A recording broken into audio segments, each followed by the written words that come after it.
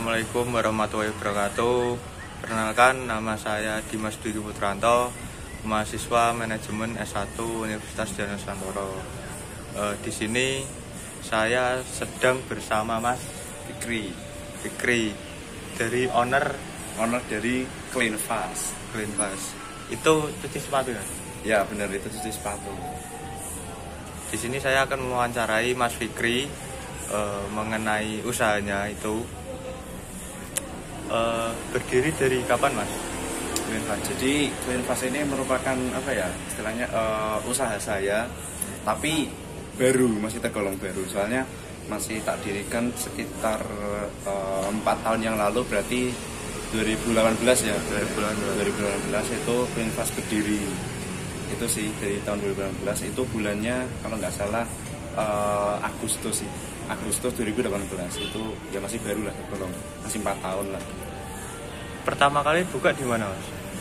Jadi pertama kali buka itu di Pedurungan. Kalau Mas yang tahu itu Pedurungan itu yang arah Purwodadi itu, ya. Yang sebelah ada swalayan. Nah di situ kita punya kantor, istilahnya punya warung di situ, warung cuci sepatu di situ. Iya. Sekarang udah berapa, Mas? Maksudnya udah ada berapa toko? Apa masih satu? Jadi alhamdulillahnya setelah kita 4 tahun berdiri, itu kita udah punya 1 cabang. Jadi totalnya ada dua toko Cleanfast itu. Jadi yang cabang itu berdiri tahun 2020. Jadi 2 tahun setelahnya kita buat Cleanfast yang pertama, itu kita buat cabang yang baru, itu terletak di Tembalang. Jadi lumayan jauh, soalnya kan kita memang prinsipnya menyebar gitu ya, yang sudah di Pedurungan atau di Tembalang gitu. Jadi biar nggak terlalu dekat lah antara satu cabang dengan yang lain.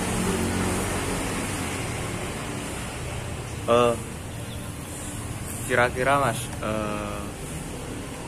kalau kita buka usaha kan tujuannya biar pelanggan puas gitu ya, Mas. Yeah. Pelayanan biar pelanggan puas.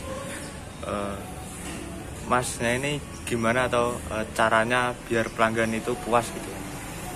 Kalau kita sih yang pasti tetap mengutamakan pelayanan gitu ya. Soalnya kan pembeli kan ya yang dibutuhkan kan pelayanannya kita yang maksimal gitu. Jadi apa yang bisa kita lakukan ya kita maksimalin gitu. Misalnya ketika kita dapat job nyuci sepatu, ya kita berusaha membersihkan sepatu itu secara maksimal gitu ya, sesuai apa yang sudah kita usahakan gitu kan. Ya selain itu juga supaya puas ya kembali lagi itu kan soal pelayanannya kita ke customer gitu kan. Pelayanannya ramah, berarti otomatis kan customer kan nyaman gitu kan, nyaman dan mau kembali lagi ke situ gitu kan. Itu sih, jadi mengutamakan pelayanan yang ramah gitu kan, yang friendly ke semua orang. Terus juga memaksimalkan apa yang menjadi kewajiban kita, yaitu membersihkan sepatu itu. Berarti itu termasuk juga salah satu untuk mempertahankan pelanggan ya, Mas? Biar mereka repeat order gitu ya? Ya, karena kan standar usaha kita berhasil itu kan juga salah satunya kan juga ada repeat order gitu kan dari customer gitu. Kira-kira, Mas, yang yang menjalankan, kan pasti kan Masnya ini buka usaha ada SOP-nya tuh. Ya, SOP untuk menjaga kualitas. Kira-kira yang menjalankan SOP itu cuma Masnya aja, atau karyawannya juga menjalankan, atau bagaimana? Jadi ya namanya SOP istilahnya kayak usaha ya, SOP usaha. Berarti kan semua orang yang ada di situ berarti kan berhak, ya nggak berhak sih, malah wajib untuk menaati SOP itu gitu kan. Jadi nggak cuma saya, jadi kan ya saya ini kan juga istilahnya memfasilitasi karyawan untuk untuk agar karyawan itu mengerti SOP apa dan bagaimana cara memenuhi SOP itu. Jadi ada rutinitas kita, misalnya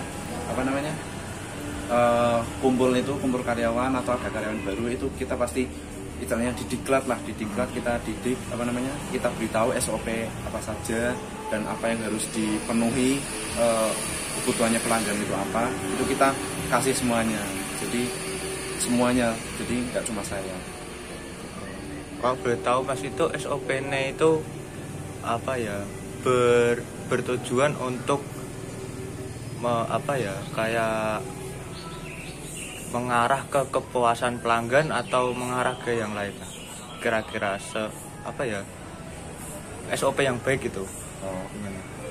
Kalau itu sih ya kembali lagi tadi ya soal apa namanya kepuasan pelanggan tadi. Jadi nggak cuma istilahnya pelanggan itu puas secara apa namanya, secara barangnya gitu kan. Jadi nggak cuma puas secara oh ini sepatu bersih, nggak cuma itu. Jadi puasnya itu ya juga istilahnya lahir batin gitu kan. Jadi juga mereka juga puas secara apa namanya, secara emosionalnya, maksudnya mereka berinteraksi ke kita, terus mereka apa namanya, mereka datang ke kita sambut mereka dengan baik, kita layani mereka dengan baik. Itu juga salah satu bagian dari SOP itu sih. Jadi memang nggak cuma dari barangnya secara lahirnya itu, tapi juga ibaratnya secara batinnya itu juga kita usaha untuk apa namanya, untuk kita puaskan pelanggan itu. Jadi memang di SOP memang ada sih. Ngomong-ngomong soal kepuasan pelanggan Mas, di usahanya Masnya ini apa sih tolak ukur untuk apa ya, bahwa Masnya ini tahu kalau pelanggan Masnya itu puas gitu loh? Oke, jadi ini banyak ya apa namanya indikatornya itu. Jadi kan kita juga punya, oh iya saya lupa, kita kan juga punya akun Instagram gitu ya, punya akun Instagram. Terus kita juga punya WA gitu kan, punya WA. Kita juga OTW ini mau bangun website gitu kan. Jadi ya dari WhatsApp, dari Instagram itu gitu kan, kita dapat feedback yang baik gitu dari customer. Mereka itu chat atau mungkin mereka komen-komen di feed Instagram kita gitu kan. Jadi mereka memvalidasi apa namanya, kebersihan dari usaha kita sih. Jadi mereka kayak oh ini apa, nyuci sepatunya bersih, terus kayak nggak ada yang luntur sama sekali, terus kayak seperti kembali ke baru lagi gitu kan, kayak gitu. Jadi kayak mereka komen-komen itu kan juga menjadi validasi bagi kami gitu kan. Selain itu ya tadi gitu kan, tadi kan kita sudah ngomongin tentang repeat order gitu kan ya. Mereka repeat order, ada beberapa juga pelanggan tetap yang udah ke usaha kita gitu kan, ada juga pelanggan tetap itu repeat order. Nah itu juga menjadi apa namanya, kayak standar yang besar sih bagi kami, kayak oh iya berarti kita udah diakuin gitu kepuasannya.